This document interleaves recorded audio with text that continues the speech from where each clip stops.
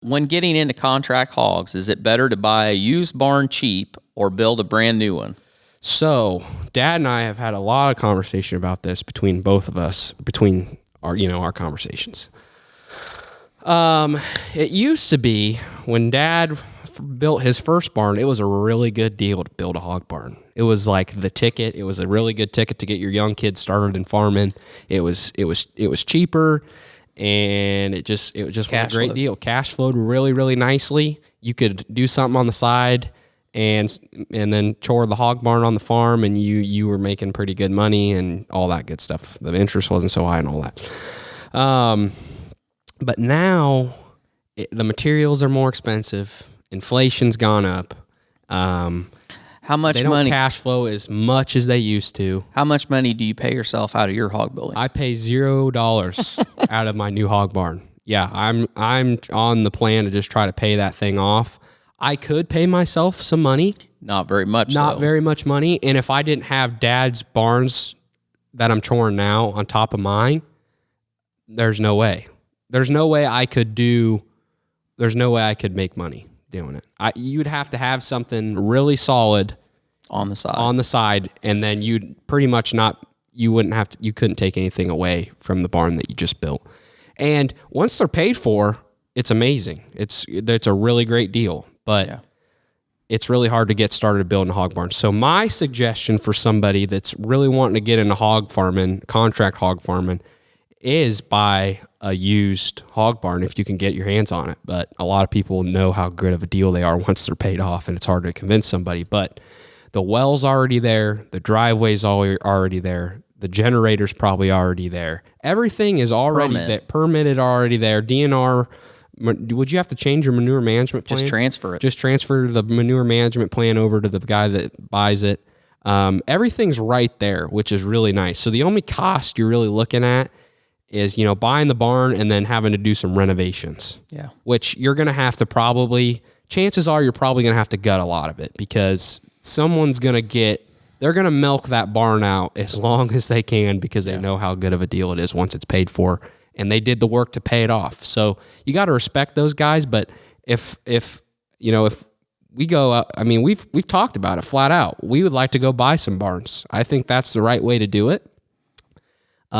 In the situation that we are in now, if we are ever at the point where we want to expand as far as raise more pigs, for us, the best way to do that would be buy an existing site. Yeah. And we could, if we got some more ground. I think with the ground that we got, we're maxed out on barns. If we got more ground in the future, and we had all the other barns completely paid for, we could afford to probably put up another barn. But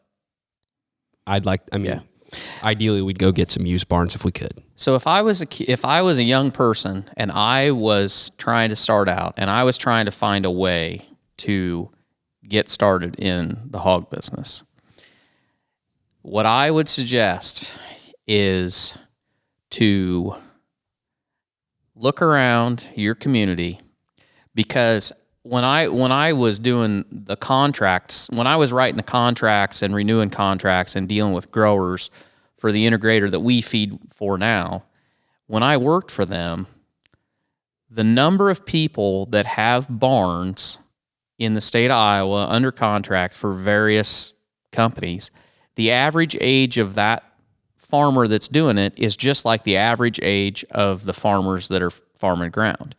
It's probably not as bad, as old, but it's definitely older, and it's getting older every year like all of us. And there are a lot of guys out there that they started out raising wiener pigs and then they switched to feeder pigs because they don't want to have to bend over and pick up pigs and vaccinate them and do all that. And labor is such a hard thing to find. And finding people that will do your chores, but also take good care of the barn, is incredibly hard to find. It's rare, very rare. I would look for somebody, a farmer that is older, that is still choring his barns or has got some part-time help, and I would go to that guy and I would ask him whether or not he would be interested in you choring his barns under the idea that at some point he offered to sell you those barns, down the road. It's got to be the right situation, but there's a lot of people out there that have got barns that maybe they don't have any kids that came back that are farming with them. And the other reason that that's a good in is there's plenty of people that want to rent your farm ground. I mean, if I said tomorrow that we were going to get out of the grain business, I bet you I could have 12 people wanting to rent our ground in 3 days. But if I said I want to get out of our hog buildings and I want somebody to take care of them, that list would be way smaller because there's not very many people that want to do that because that looks like work. Yeah, so as a young person, you got to be willing to do what other people don't want to do because it's hard. And if I was trying to get in, that's how I would get in. And the secret here, folks, is that people don't want to tell you. Yeah, it is work. These hog barns, raising pigs is work. But when you get those buildings paid for, that work really starts reaping benefit. Well, it's a game changer. It's a total game changer. It's low key the best piece of real estate you can have, unless you're going and buying like a 40-plex, a 50-plex, whatever. I mean, a hog barn is a really good piece of real estate that will cash flow very nicely for you if you get it paid for. So, like you said, I think that's a really good answer, really good plan for a young person. But you will have to chore that person's barns, that man's barns, the farmer's barns, and hopefully work out a deal that he can do that for you in the future. But you're going to have to do that reno. You're going to have to do some renovations. So take care of it while you are choring it. Make sure you're doing everything you can to keep it held together. But eventually you're going to have to do some reno once you get them, because I'm assuming he's going to give them to you when the barn's a little bit older. So you're going to probably have to do some work outside of the choring too to save some money so that when that time comes, you can do it. But yeah, that is a solid plan. That's something I would probably do. I think that's a really good way. So yeah, the answer is short summary of that question is, try to go get a used barn if you can versus building a brand new one, unless you want to hit the frickin' lotto or somebody gives you $5 million. Yeah. And I will add this, if you're looking at used barns, be careful of what you're looking at as far as size wise, because one thing that has become of late, kind of a liability is there was a time in this contract feeding where bigger, all these integrators were wanting big sites. They were wanting 5,000 head sites or 7,200 head sites, or even people that had 10,000 head sites. And a lot of those sites were built. And then guess what? They figured out that the biosecurity is dog shit. It's not very good. And if you get 2,400 head pigs sick, they get over it, and then you've got 2,400 head of healthy pigs again. If you have a 10,000 head site and you get one barn gets sick, then the next barn gets sick, the next barn gets sick, and the next barn gets sick.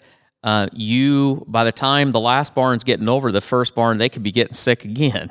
And so a lot of these integrators have gone away from that. They've gone back. They want 2,400s. They don't want anything bigger than that. So if you're out looking to get started and you see a deal and it's like, oh, there's a 7,200 head site and it's coming up for auction, and it looks pretty decent. Well, the reason, not 100%, but part of the reason that could be such a good deal is because no integrator wants that site. They don't want to touch the damn thing. They don't want it. Now, I'm not saying that not everybody wants it, and I'm not saying that we might not get to a point where those sites will work. We may get biosecurity wise, we may get to the point where we can make those work. But today I'd be very leery of getting a big site. And if you're the one choring, I'll just tell you, I wish our double site, my 5,000 head site, I wish those were two separate barns that were away. Totally agree. Because from a workflow, it's easier to get it turned. You get filled faster, you dump faster, everything's just faster, and the biosecurity would be better if they were separate. Mm-hmm. They just are. So take it from us.